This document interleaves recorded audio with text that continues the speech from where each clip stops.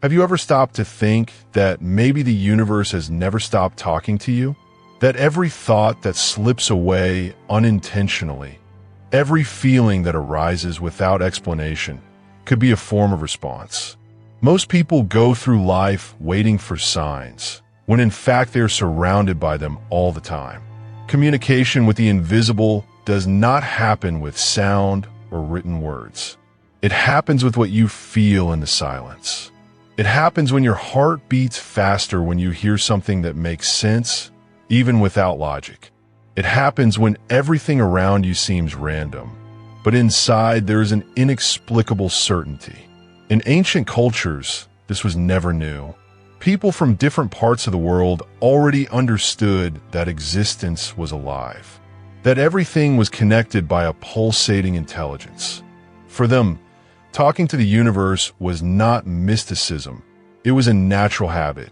It was not about crying out for miracles, but about aligning oneself with the right frequency.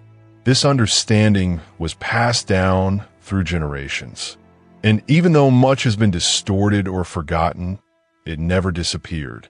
It hides in symbols, sounds, and ancient gestures that survive in traditions that stand the test of time. In practice, everything you feel intensely becomes a transmitter. True emotions create waves that touch the field around you. When you vibrate in despair, you're sending signals of urgency.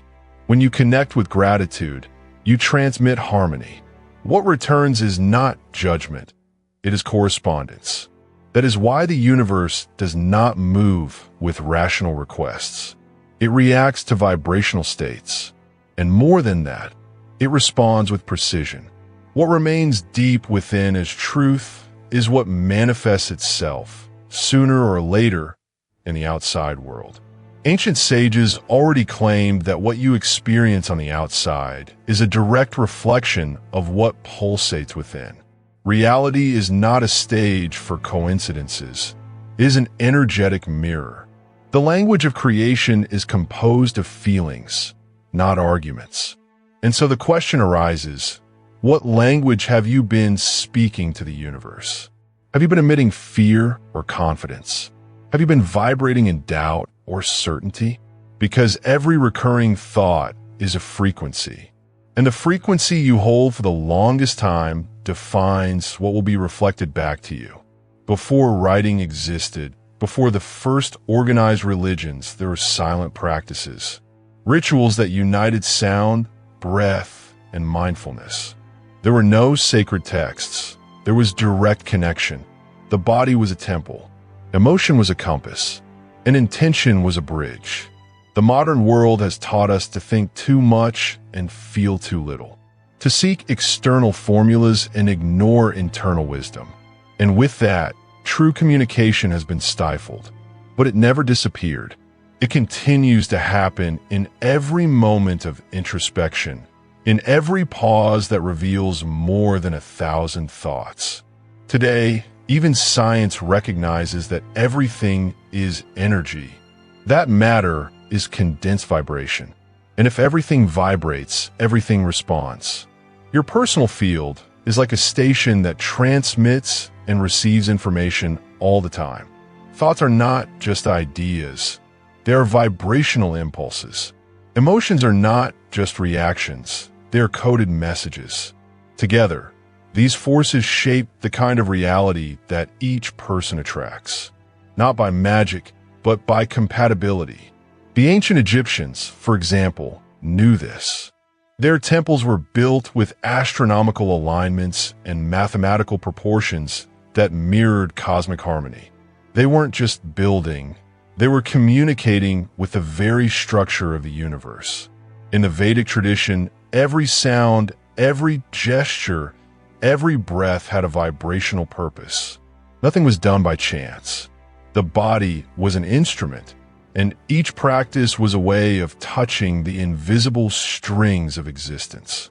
This reveals a fundamental principle. Manifestation is not a request. It is an expression.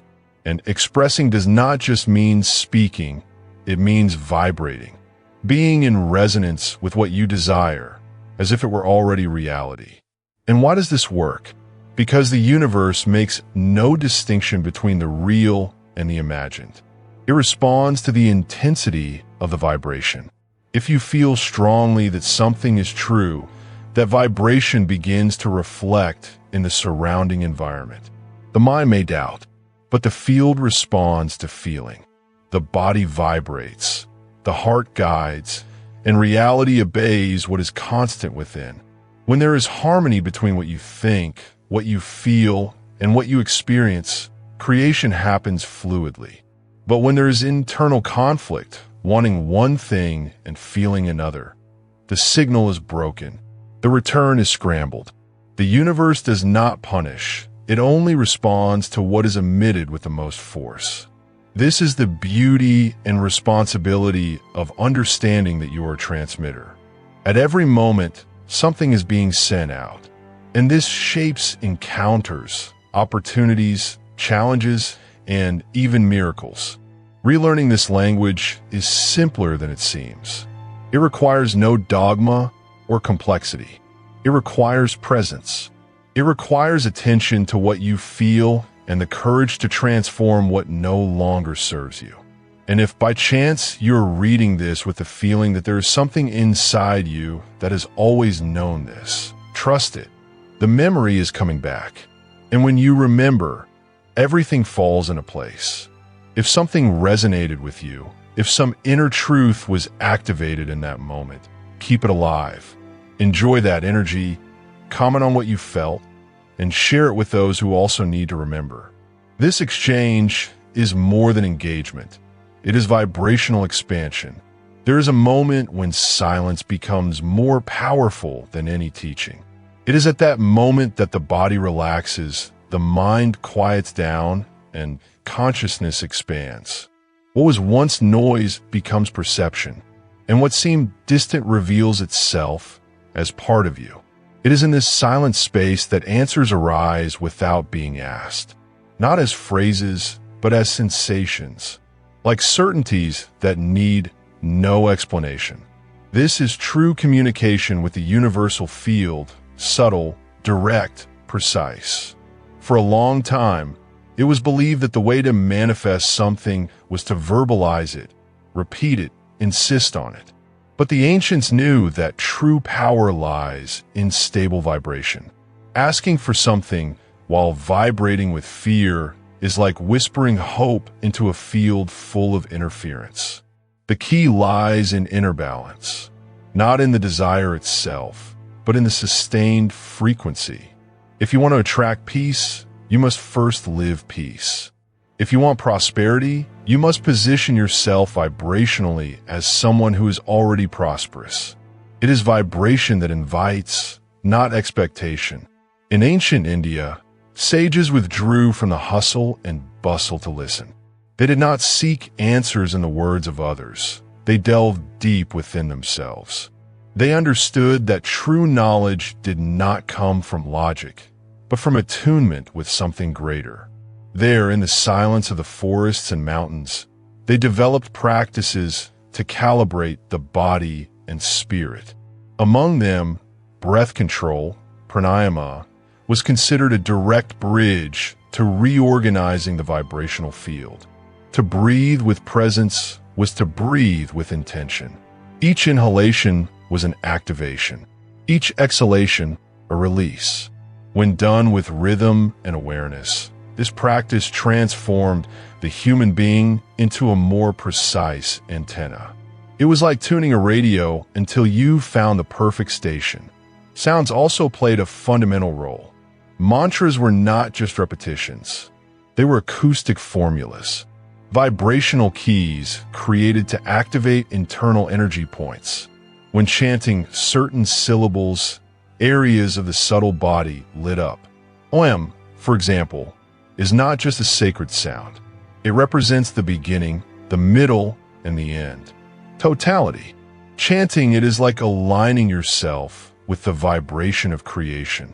When done with pure intention, it reorganizes the mental field and clears distortions. But perhaps the most overlooked aspect of manifestation is feeling. Feeling more than thinking or saying, is what truly communicates with the field of creation. Emotion is the language that the universe understands effortlessly. That is why, even without words, you attract what you feel. A peaceful heart creates harmonious circumstances. An anxious mind attracts disorder. The field does not interpret intentions. It replicates vibrations. And here is a secret. You do not need to visualize what you want with technical perfection. You need to feel as if you're already living it. The quality of the feeling is what shapes matter. Visual details may fail. True feelings do not. This principle is present in the Vedas, which state, Yad bhavam tad bhavati. What you feel, you become. External reality is born from internal reality. There is no separation. And if everything starts with feeling, then the focus should be on cultivating internal states that are consistent with what you want to experience. Gratitude, for example, is a direct shortcut to abundance, not out of superstition, but out of harmony. When you live with gratitude before manifestation, the field understands that it already exists, and it begins to respond. This is not theory. It is pure vibration. It is the field obeying the dominant frequency. Another tool that the ancients mastered was vibrational geometry, not as an exact science, but as a bridge between planes. The Sri Yantra, for example, was not only used as a spiritual ornament. It represented the flow of creative energy. Meditating in front of this symbol is like talking directly to the structure of the universe. Each line, each intersection represents an aspect of being and of the whole. Concentrating on this type of shape is a silent reconfiguration, an activation without words. And the most beautiful thing is that you don't need to be initiated or have decades of study to access all of this. The key has always been within. The human body is the true temple. Emotions are the instruments, and intention is the guide. Manifestation does not require force. It requires attunement. And attunement is something that is achieved through conscious repetition, sincere observation, and internal transformation. It is not about wanting. It is about becoming. When this is understood, despair disappears. Haste gives way to confidence. Request gives way to certainty. And what once seemed impossible now just waits for the right moment to materialize. This is the secret behind all true teachings. A simple but often overlooked secret. It's not about what you say. It's about what you vibrate in silence. So when the day seems confusing or when something seems blocked, stop, breathe, and ask yourself, what am I emitting right now? That question can transform everything because it brings back responsibility and, with it, the power to consciously create. You're not disconnected. You never have been. You just need to adjust the signal. Tune in to what is already yours in essence. Everything that is coherent with your field will come effortlessly. If this reflection has awakened something in you, spread that frequency. Share it with those who need to hear it. Like this content to keep the flow active. And comment on your experience. Your vibration may be the key to someone else's awakening. Some believe that connection with the invisible is something distant, reserved for the few. But the truth is that you have been involved in this dialogue for a long time. The difference now is that you are beginning to listen consciously. You are understanding that every thought carries a message, that every feeling is an emission, and that every inner state creates echoes in the outer world. In the past, spiritual knowledge was not memorized, it was experienced. Masters did not teach with long speeches. They led their disciples to experience silence, to observe their own energy field, to feel the vibration of words before repeating them. When they sat down to chant a mantra, it was not to convince the divine. It was to align themselves with it. Each syllable was a wave. Each intonation was a tool for adjustment. and what happened inside reverberated outside. This wisdom is also present in the structure of reality. Sounds, colors, numbers, and shapes carry patterns that directly affect the surrounding field. Harmony between them creates balance. Imbalance distorts them. Therefore, reorganizing yourself internally is the most direct way to transform what is outside. You don't need to make an effort to be who you are. What blocks the flow is the accumulation of layers that do not belong to your essence. When these layers are removed, beliefs, fears, repetitive patterns, energy begins to flow naturally, and what seemed impossible begins to emerge with fluidity. The ancient masters said, "It's not about seeking the divine, it's about clearing the path between you and it." This phrase holds a powerful code, because it shows that the sacred was never far away, just covered by layers of forgetfulness. When you access this memory, something transforms. Not from the outside in, but from the inside out. Reality begins to reflect this new frequency. Circumstances adapt. People appear. Opportunities open up. And none of this happens by luck. It happens by resonance. This reveals one of the most important truths that has been hidden. You are not a being waiting for miracles. You are the space where they happen. When your field vibrates in alignment with what you desire, the universe responds like a clear mirror, without delay, without effort. But this response does not come in words. It comes in events, in intuitions, in dreams. Sometimes it comes in the feeling that something has changed, even though everything seems the same. It is reality being redesigned from within before manifesting on the outside. The ancient practice of visualizing with emotion is one of the most direct tools for this. When you project a mental image with deep feelings, the brain does not distinguish between what is real and what is imagined. And more than that, the energy field takes on that vibration as truth. This is where creation happens. Because when the inner accepts the new reality as if it were already present, the outer begins to mold itself toward that frequency. And what was once a dream becomes only a matter of time. No matter what you're trying to attract, the process is the same. It all starts with clarity about what you want to feel, then with sustaining that feeling, and finally with surrender. Because desire without attachment is a free channel. Desire with anxiety is a blocked channel. That's why many people can't manifest. Not because they're doing it wrong, but because they're not feeling it truly. They repeat phrases with their minds, but vibrate scarcity with their hearts. The signal sent is confusing, and so will be the return.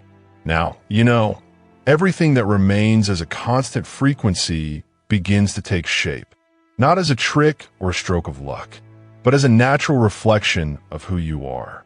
Manifestation is, in fact, a mirror of your vibrational consistency. Have you ever had the feeling that something was going to happen, and it did? Have you ever felt that someone was going to call you, and they did? Have you ever thought of an answer, and it came to you through a phrase, a song, a symbol? These moments are not random. They are confirmation that your connection is active, that the universe does not respond with words, but with synchronicity, with flow, with resonance. And this is a reminder, you have never been disconnected. You were just distracted. Now, the choice is yours. Continue in automatic mode or live with vibrational awareness. React to events or shape them for what you emanate. Everything you need is already present. The body feels. The mind organizes. The field responds. And reality follows the rhythm you set. So stop for a moment. Take a deep breath. Feel the space around you. And recognize you are at the center of creation. Every beat of your heart sends a signal. Every emotion is a code. Every breath is a conversation with the invisible. Manifestation does not begin with wanting. It begins with being. If this message touched something within you, if it triggered a memory, or if a silent certainty arose while you were reading, let that field expand. Like it to keep that frequency alive. Share it with those who need to remember that the power was never outside. And comment on how you felt. Your testimony may be the signal someone is waiting for. Because here we don't talk about content. We talk about awareness. And when it awakens, the entire universe moves.